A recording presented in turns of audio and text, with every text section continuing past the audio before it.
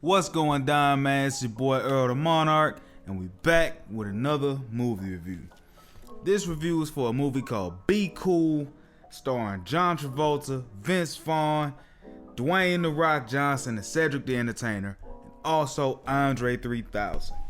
It's directed by F. Gary Gray and was released March 4th, 2005, and it's actually a sequel to a movie titled Get Shorty. Other great movies that came out from 2005 would be Hustle and Flow, Guess Who, Diary of a Mad Black Woman, Coach Carter, and Get Rich or Die Trying. So it starts out and we're introduced to our main character Chili Palmer, played by John Travolta, and Tommy Athens, played by James Woods, riding through LA, and they stop at a coffee shop. Tommy is trying to pitch a movie to Chili about his life, sort of a autobiography of running his label NTL Records. Chili has to go to the restroom, and then some Russian gangsters pull up and start dumping. It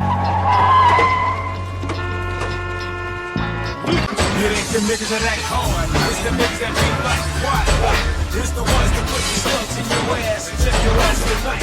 So get that nigga a marble cough. Tommy gets killed, and then the goon runs out of bullets before he can hit up old Chili, who's surprisingly calm throughout all of this mess happening. No! Call me a lawyer! So after Chili is then questioned by the cops, we then cut over to Chili pulling up to the Viper Room on Sunset Boulevard. See, Tommy, one of the last things he said to Chili before his untimely demise was to check out a singer named Linda Moon who was performing tonight.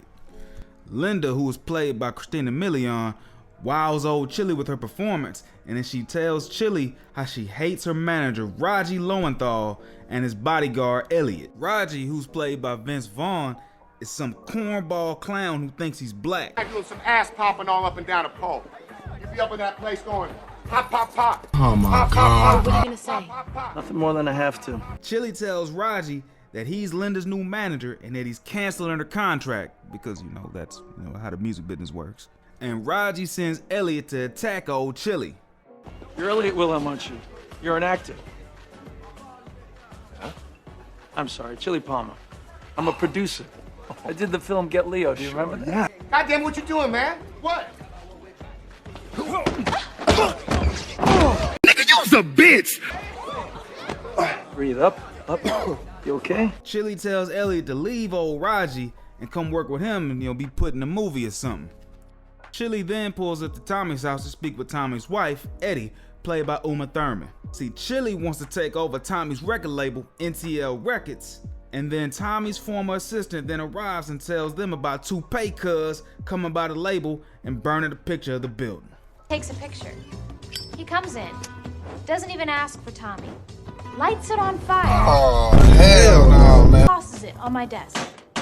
What No the fuck? questions, no nothing. She then states that two pay cuz came back a separate day, and this time Tommy was at the office. See, Tommy, he barges out his room, punches two pay cuz in the face, kicks him out the building.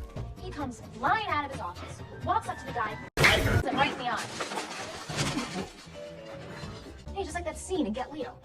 Then he tosses the guy on his ass right in the middle of the street. We then cut to Raji, who's at the label office he works for, to tell his boss, Nick Carr, about Chili poaching his artist. Nick then roast Raji for having a gay bodyguard. Wow, what a surprise. Elliot's a faggot. Pussy. You think it's cool to have a queer for a bodyguard? What good is he? And states he needs to call some cat named Joe Luke to handle old Chili. Yeah. Joe, look. Luke, Nick Carr said I should call. Yes, sir. Well, that's what you to take care of, boy. Want to call somebody else? No. You understand? I would love to. We're then introduced to Sin LaSalle, played by Cedric The Entertainer, who's doing his best suburban accent. Eat the pancakes, okay? I put cinnamon on there. There's a butter. They're very good. The strawberries are fresh. Eat up. We got 10 minutes, okay? I don't want you to be late. Top of the morning, Marge. Top of the morning, Sin. Sin's crew then pulls up and the accent goes right out the window. And we're introduced to the comic relief character of the movie, Dabu, played by Andre 3000. Who did it? Not me. You know that bitch owed me 300 grand? I should have sent the coalition. Now shit's gonna have to get ugly. It's the principle. Today is 300 grand, tomorrow is 3 million. I gotta send a message. I feel you, dog. Dabu shows Sin that they just kidnapped the program director for not playing his records on the radio. Good morning, guys. Hey, y'all speak to my daughter. Good morning, John. Play my record! You hear me? Play my record!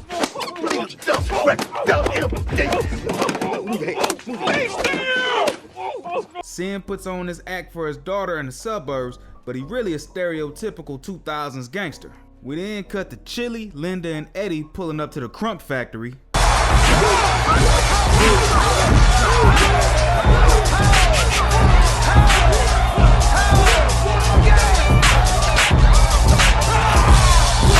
And Linda shows off her skills on the piano. Chili then has an idea to get Linda to open up for Aerosmith, and that'll help launch a career.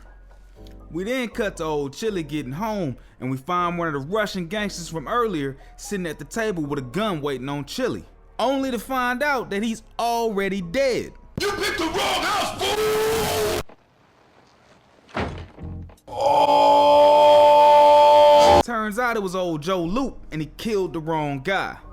We then cut over to a cringe-worthy meetup between Raji and Joe Loop, where Joe Loop states he needs another 5 stacks to kill the right guy. How come he calls you his bitch? Damn! What? His bitch. Why does he call you his bitch? What, mother? If I called you a fat, stupid guinea biatch. Biatch? Take this baseball bat that I got out in the back of my Cadillac, and I swat you across the mouth with it. I said, what if? Now I want the $5 grand up front. Tonight at the mine. We then cut on over to Chili, Linda, and Eddie cutting a record with a record producer when Linda reveals to everybody that she still signed to Nick Carr. Wait, you were with Capitol? I was supposed to meet an A&R guy over there, but then I signed with Nick Carr. Excuse me, Linda. Did you just say you're under contract with Nick Carr? Oh, no, not anymore. Actually, Chili told Raji that it was canceled. That's not how it works. That's not how any of this works. Which Chili forgot to mention to Eddie and the producer. The Dub MDs, which stands for Weapons of Mass Destruction, and Sin LaSalle then pull up to NTL Records, fully equipped with the 2000s rapper starter pack, and Sin and the gang pull up to get some money owed to them from Tommy before he died. Sin and the gang is definitely with the extras, and then Chili proceeds to tell them, be cool. Be cool. Be cool.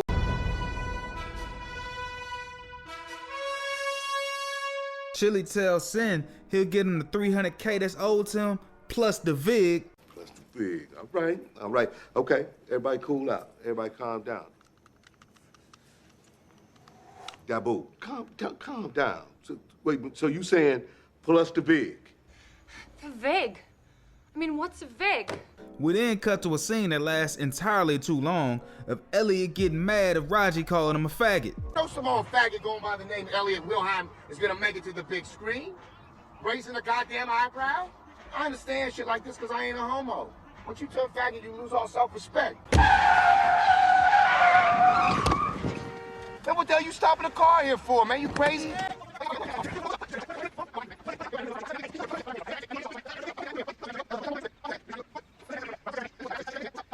How long is this going to take? Chili then breaks into Nick Carr's house to have a meeting with him. See, Chili wants to buy Linda out of contract, and Nick Carr basically says, fuck what you talking about. Cut to Raji and old Joe Loop having a meeting for that extra $5K they spoke about earlier when Joe starts clowning Elliot about being gay, which is like a recurring joke in this movie. You don't send a queer to get a bat. They're like nice, shiny queer things. What you want, it's not your fault. What you want is a wood bat. See, like a Louisville slugger. Then Joe starts choking on a burger, and Raji starts beating him with a bat and kills him.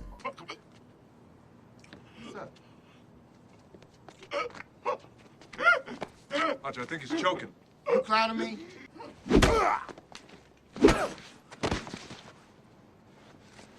You don't ever disrespect me! We then cut to old Chili pulling up on the Russians, and immediately walks in and punches Toupee Cuz in the face. You got a lot of balls. To say bro is just like this big mob figure, he sure does get bitched out a lot in this movie. Chili basically threatens him and tells him don't come for him anymore, and proceeds to then rip out one of the goons' chest hair. You go now. Is that chest hair real?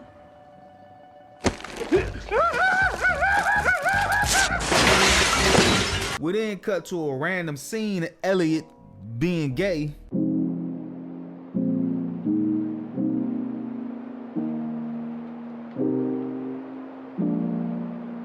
Hey, yo, what the fuck? Scorching. Nigga, you gay. And he looks out the window and sees old Chili and the Russians have an interaction.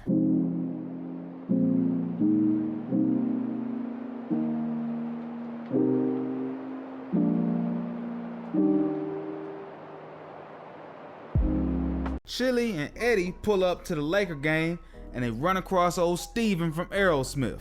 Elliot laces up Nick about how the Russians want to kill Chili, and Nick plans on linking up with the Russians and working together to knock off old Chili. Chili and Aerosmith cuz chopping game after playing Linda's record, and Chili puts out the idea to have Linda and him do a duet to promote her album. We cut to Chili bringing Eddie home when he notices somebody else is in the house. Where I stand, 'cause you ain't woman enough to take my man. Elliot mad Chili ain't called him yet, and then does his gay bring it on monologue. You guys have to go to nationals. What is this, hush money? I'm just trying to be strong for my squad. And I'm trying to make it right. You want to make it right? Then when you go to nationals, bring it. We're now back at the Viper Room where Linda is trying to get her money for the gig she was doing. Nick, Raji, and Elliot are trying to convince her to not lead a label. Chili then informs Nick about his goofball crew killing old Joe Loop. Why'd you ask Cisco? Man, we can handle this shit like gentlemen. Or we can get into some gangster shit. You beat Joe Loop with a bat and dumped his body in Griffith Park? Raj, what the hell is you talking about? Possible that you're the stupid. That's probably his gun you got stuck in your waist there. Chili and Linda make the way out of the Viper Room and run across Sin LaSalle. And Abu. And Sin's trying to put fear in old Chili to ensure that he gets his bread. We then cut to Elliot and Raji, and Elliot is trying to convince Raji to knock off old Nick by setting up a big play. You don't need him anymore, Raj. I say it's time you took Nick out. Man, if I take Nicky out, all roads lead to me, Elliot. You don't think about shit, man. Not if it ain't you who does it. I'm talking about a setup, bro. Hello. Sin LaSalle? Yeah, who wants to know? Shut your punk-ass mouth. Owes you 300 large, right? Chili Palmer was gonna pay you. But Nick Carr says, Sin LaSalle? Man, I wouldn't give my money to that Alabama porch monkey. Look, man, you want your chips? Do you want your chips? Then you best see Nick Carr. And then we get this dialogue here. What I love about Roscoe's, I could take one drumstick and put it in my mouth and suck all the meat off it at one time and then just pull out that bone.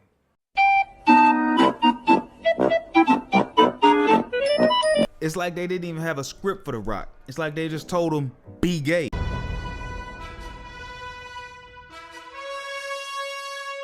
Everybody's scheming on each other.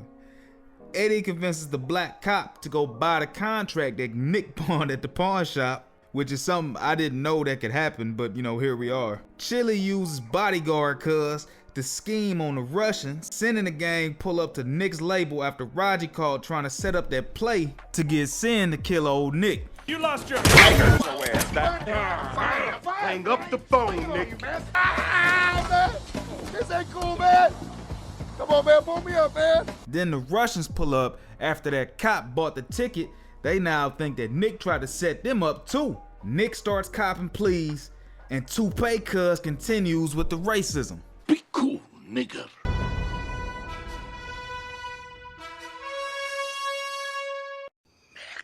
Old Sin then schools two pay cuz on Black America. Lost your mind? I mean, how is it that you can disrespect a man's ethnicity when you know we've influenced nearly every facet of white America? Not to mention your basic imitation of our sense of cool. We enrich your very existence. It's these conceits that comfort me when I'm faced with the ignorant, cowardly, bitter, and bigoted who have no talent, no guts. People like you who desecrate things they don't understand, when the truth is, you should say, thank you, man. And then smokes old toupee cuz. Dabu! My bad, dog. And don't tell me to be cool. I am cool. We then cut to the Aerosmith concert, and Steven brings out Linda Moon.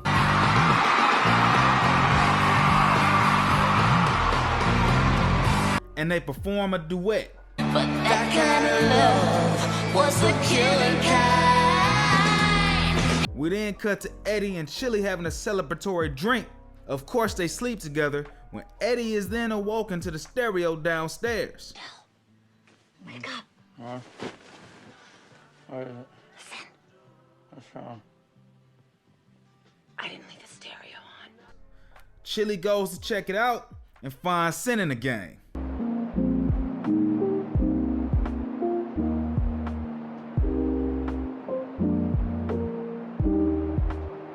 That's a lot of breaking and entering in this movie. It's like the second theme of the movie. Sin is there for the bread, and now he wants double. Time's up. I want my money. How bad you want this? Linda Moon's contract. Now that 300 grand you owe me, I just doubled it. And you got 1 minute to come up with my money. And at the end of that time, I want to smell money or smell blood. I want you to hear something. I don't want to hear shit. You call that a minute? You only have to say nothing. I already know. I know. Chili then plays Linda's records, and they propose a deal for the money that's owed to old Sin.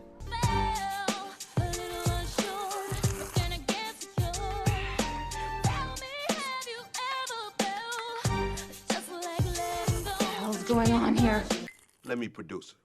I'll fatten up her sound, give her some edge. Maybe even add in a little blues guitar. What's that gonna cost me? Well, just a producer's credit and a little something on the back end. Which could end up being millions. We cut to Raji's goofy ass in the strip club when Nick calls and gives the okay to smoke old Chili. So what you saying, he's gonna make her a big star? Not if he's dead. Are you saying we can smoke him? I'm saying you and Elliot take care of him. And I'll forget you tried to take me out. Chili, Sin and the gang, and Eddie are in the studio putting some touches on Linda's new record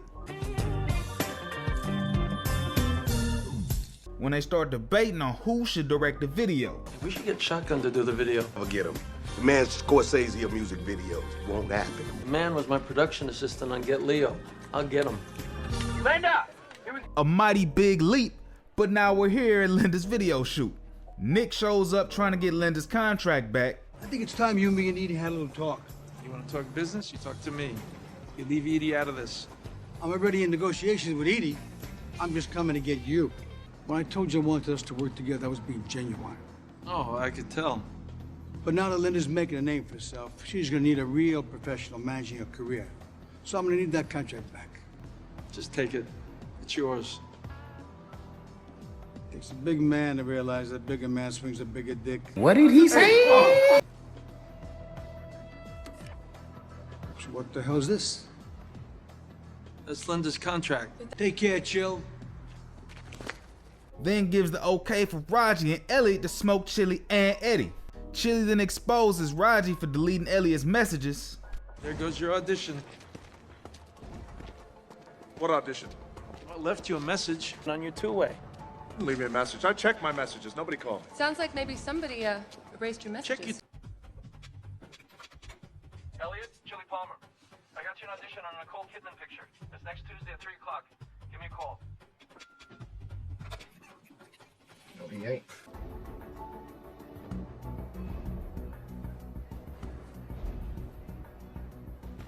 How could you do that, Raj? Elliot ups the tool on old Raji.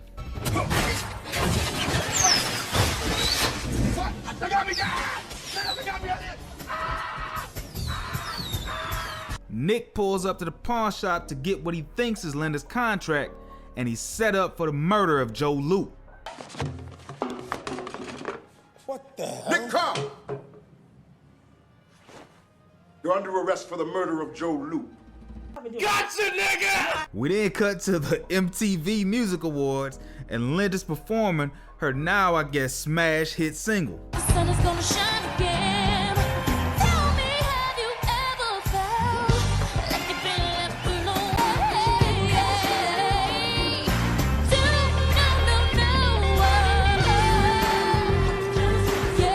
And then receives 4 MTV Music Awards. Yet another mighty big leap, but it is what it is. Best Music Video Award goes to First Believer, and now this. Yeah, ain't no reason to Linda move forth award every night. First, I would like to thank my producer, Edie Athens, and Sin LaSalle. And last but not least, I would like to thank the guy who has believed in me from the very beginning. He made all of this happen. Chili Palmer, thank you. We then cut to a final shot of Chili riding down the street in LA, and we get this visual of a promo billboard. And that's the end of the movie. Now, man, I don't know, I watched this movie when I was a youngin'. I know it came out in 2005. I had to be in like 7th grade when the movie came out. I remember the movie being way better than what it is. I gotta be honest, this is low-key a terrible movie. It's kind of all over the place. Way too many characters for such a small, feeble plot. Chili just wants to jump into the record business. He poaches a woman out of her contract with another label, and he makes her successful. That's pretty much the plot of the movie. Shout out to Cedric The Entertainer. Shout out to Andre 3000. They were pretty much the star of the comedy on the comedy aspect. Vince Vaughn was way too cringy for me to not say anything. He was probably the most cringe I've ever seen him in this movie. The Rock, I think this might have been the first movie I ever seen The Rock in. I don't remember him being this gay. Like I said, it's like they didn't have anything for him. They just hey, Rock, bro, you want to be in a movie? I bet. Be gay. And also, I noticed while I was editing this, I've been fucking her name up the whole movie. Her name is actually Edie, not Eddie. But I don't know, man. I get this movie by like a 3.5 out of 10. I did laugh a few times, so they did decent with the comedy. But yeah, it's definitely not as good as I remember, and definitely a terrible movie. But make sure you follow, like, and subscribe. You know what I'm saying? Subscribe to the channel. Follow me on all platforms. Comment any other movie you would like for me to do next. And we out.